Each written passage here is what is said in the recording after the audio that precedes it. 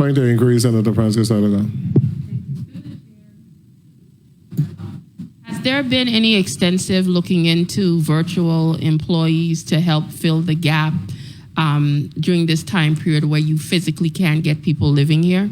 Thank you. Virtual employees, no.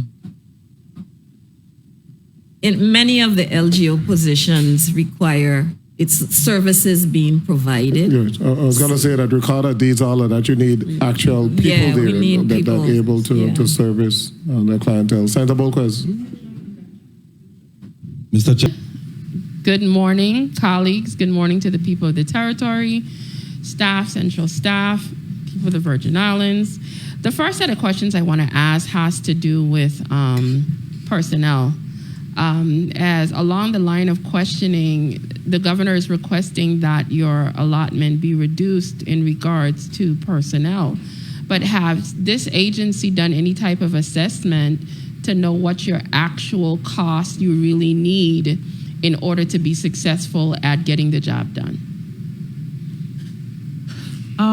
Senator, I guess that's something we would have to look at holistically, in addition to looking at restructuring and updating our job specs in order to address the salary issue.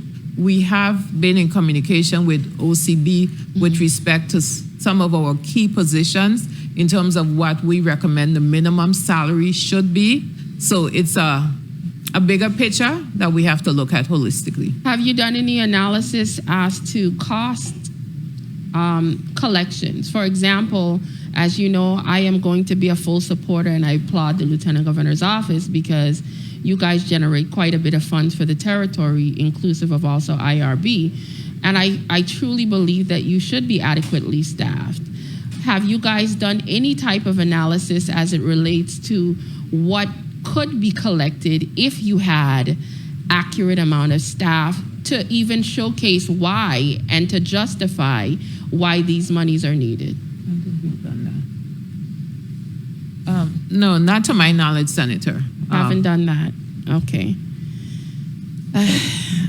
I also would like to know, in regards to the unclaimed property, as you know, we recently got a piece of legislation passed, and I have been working with you guys to really push that. In regards to the employees that you guys say you needed, did you guys include that in this budget this year to verify? Because I heard you speak about it in the testimony, but are you directly going to ask for the additional staff to assist with that particular area? Unclaimed property? Yes. I think right now we have positions vacated that we're looking at using to target towards that specific activity. So that's a start. That's a start there. In preparing the budget, I know we had add an additional financial service examiner for banking, but again, that's an area where we're having a challenge with filling those positions because of the need for persons with accounting background. Okay. So we're still pushing. Also, in regard to the unclaimed funds, one of the things that we needed to get information on, has your agency, the Lieutenant Governor's office, been updated as yet as to the full total amount of unclaimed funds outside of the $15.9 million in the trust account? Have you gotten that additional information as yet? Glendina Matthew, as Acting Director. Yes, we have. We were advised by Department of Finance there is an additional $26 million that is in a special fund for unclaimed property. Oh, okay. So it's the 26 plus the 15.9. Correct. Thank you so much. That was a year of trying to get that. I appreciate finally getting the number. So, yes, okay. I also wanted to know in regards to security breaches. I know you guys spoke about the additional security with the new system. Have you, I know there was a situation where there was a potential breach. What kind of cost did that cost you guys? Have you been able to recover from the loss, or what is going to be put in place outside of what you're attempting to do now with the new system to potentially fix these issues? Okay, I'm gonna let Director Lance McKay respond. Before he does, I would say, with any security breach, the chances of recovering the information without paying, because a lot of times it's ransomware and we don't have the millions of dollars they're requesting.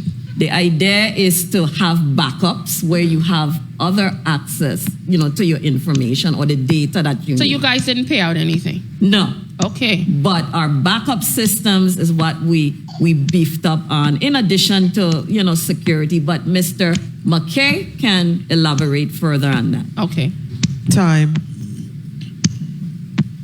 Good morning. Am I being heard? Yes. Good. Good morning. Lance McKay, MIS Director, LGO, Lieutenant Governor's Office. Chief Carvin pretty much covered it. We have beefed up, but in terms of losses, I would say we were able to recover about 90% of what was lost. We took a big hit on the banking and insurance side, some cadastral. But by and large, because of the backups that we did, Okay. Well, thank you for quite that. a bit, I appreciate that. and going forward. All right. Okay. There were some issues that, for example, I was at the Lieutenant Governor's office, and there were some issues during the amnesty period the last time before this system went online, where some of the individuals there were a little bit frustrated because they were being told at the time to pay the full amount because they could not go into the system to know the balance minus the interest and the penalties. There were some people that paid the full amount and was told that they would then get a credit after the fact. One lady walked up to me very Okay, well, upset. you gotta. Oh. Your time was called already. Oh, so I didn't if you hear want to just conclude and I answer will direct finish question. that. I heard you having dialogue with my colleague in regards to issuing refunds. Is that going to be the policy for those individuals that overpaid during the amnesty period? Will they be getting a refund as well? Yes, Senator. Okay, thank you so much. I appreciate the additional time, Mr. Chair. Thank you so much, Senator Francis Iloga. Mrs. Iloga? Good afternoon once again to my colleagues, to the people of the territory, staff. Let me just make it very clear, because when we discussed this in the last meeting I attended with WAPA, what was done as it relates to employee contribution is a crime. And there's no way we could go around it. It's called embezzlement. You cannot take somebody's money out of their paycheck, and by law, you have to remit it where it's supposed to go. And when we ask the question, who is going to be held accountable for making the decisions for these actions, to this date, we're not getting an answer. Because let's be real, if this was not the government and this was a regular business, and that business took somebody's earned money and put it back into the business and didn't pay their loans or their car notes or their mortgages or whatever where it's supposed to be deducted and sent to, they more than likely could have been arrested. It is what it is. So all of this is nice, but we have to understand that this thing cannot be done. Now, what I want to know, we have basically the highest rate of electricity cost. And for me, it's an embarrassment. And that's just the long and short of it. When I listen to family members that live next door in the BVI, other surrounding Caribbean islands, and we're up at basically almost, 50-something. We're applauding people for subsidizing millions of dollars. None of this should even be happening. And what I'm trying to understand, I appreciate that individuals are here to say that we're going to try to clean this up. But I want to know, one, has anyone ever looked at or done a feasibility study from WAPA as it relates to hydro energy as a potential way of cost savings or lower electricity in the Virgin Islands? Has that ever been done? To look at hydro, we have not looked at hydro. Is it something you guys are looking into? We don't really actually have any hydro resources in the territory. What we conceivably, if we had any water that we could use for energy generation, would be through some sort of wave technology. Those are grossly inexpensive. They generally don't work. And I refuse to be the beta test for new technologies. Okay. When you guys spoke about doing an offset in the budget and this additional $4 million that you have to come up with, was the employee contributions part of that offset that you're needing? Or was that included? If you're in that? asking if our decision on whether we'll make employee contributions is a way we would try to achieve that target, no, absolutely not. Okay. And to speak to that target very quickly, we've already met that target through management initiatives. We bought Unit 27 for GE. We've secured a $750,000 grant for training from Ashley Bryan, and we have some interest savings that Jake secured. We've eliminated some other professional services, so we've already filled that hole. Okay. And we got more to go, but we've already filled that hole.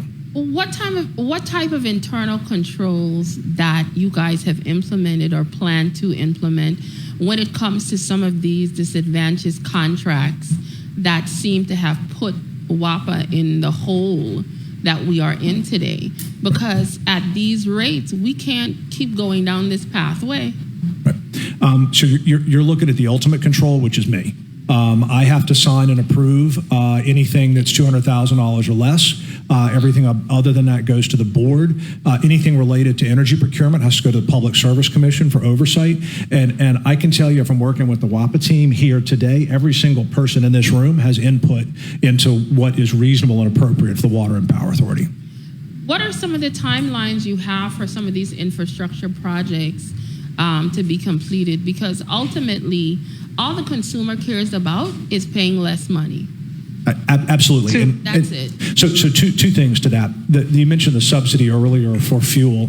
That subsidy so far has saved the average customer $70 a month. So it's real money for a customer. Our average customer bill is around $250. They saved them $70 a month. It's about 40%, rough numbers. So it's real to our customers. Prices of everything else are up. It's real to our customers. If we could do everything on our list tomorrow, we absolutely would.